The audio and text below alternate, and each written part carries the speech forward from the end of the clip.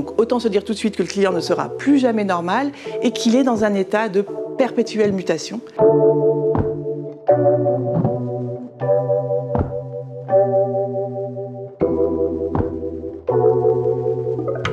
Dites adieu au normal, c'est le premier défi de l'expérience client. Pour illustrer ce premier défi, on a choisi la formule de Never Normal Customer, donc de client jamais normal. On la doit à Steven Van Belleghem, qui est un blogueur néerlandais spécialiste de l'expérience client. Alors tout commence après la crise Covid, le premier confinement, où on a parlé de New Normal.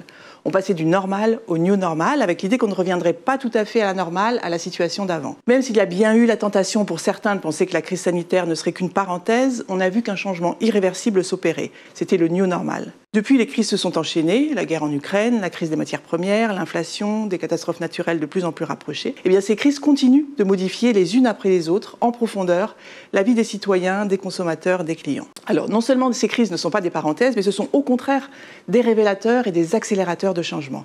Donc, autant se dire tout de suite que le client ne sera plus jamais normal et qu'il est dans un état de perpétuelle mutation et que ça va être de plus en plus difficile de comprendre ce qui motive ses opinions, ses comportements, ses émotions. Alors, différentes forces activent cette mutation perpétuelle, on peut en citer 4. Premièrement, les progrès technologiques qui eux aussi s'accélèrent et créent des possibilités d'expérience que l'on commence tout juste à imaginer et qui annoncent des changements radicaux. Deuxièmement, les changements culturels.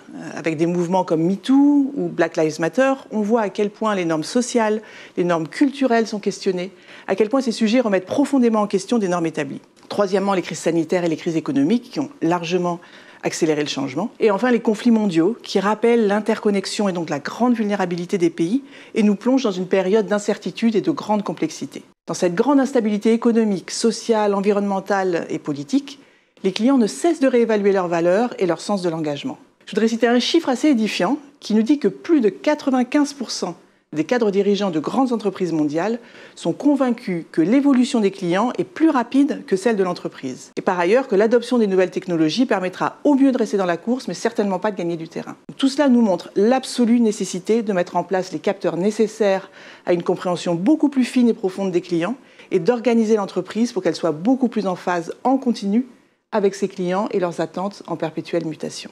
Ce qu'on va attendre des dirigeants, ce ne sont non plus des qualités de planificateur, mais la capacité de mettre en place les conditions de résilience et d'agilité de son entreprise.